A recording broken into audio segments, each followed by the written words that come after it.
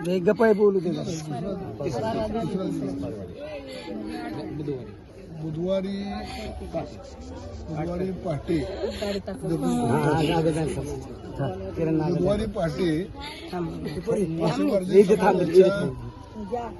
शिंदे कुटुंबातल्या चौघांना शॉक लागून आई वडील मुलगा आणि मुलगी असं एक चौघांना इथं आपला जीव गमावा लागलेला आहे.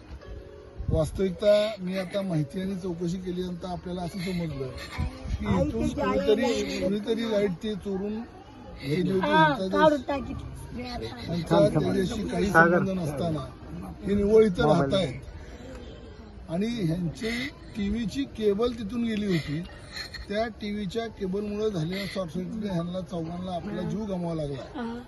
याला जबाबदार कोण हे पहिल्यांदा शोधलं पाहिजे. या भागामध्ये लाईट चोरी होती, याच्यावरती एमएससीबीच्या अधिकाऱ्याने आपला अंकुश ठेवला असता आणि जर इथली लाईट चोरी होऊ दिली नसती, आकडे टाकले गेले नसते, तर या चौघांना आपला प्राण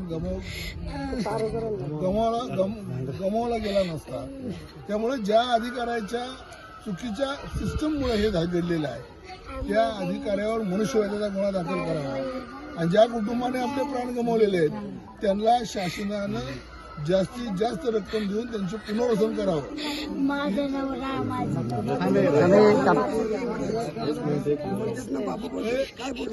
आज आपल्या सगळ्यांना ज्ञात आहे की पुण्यासारख्या जिल्ह्यामध्ये लोक दारू पिऊन गेली तर त्यांना 5-5 लाख रुपये दिलेले आहेत.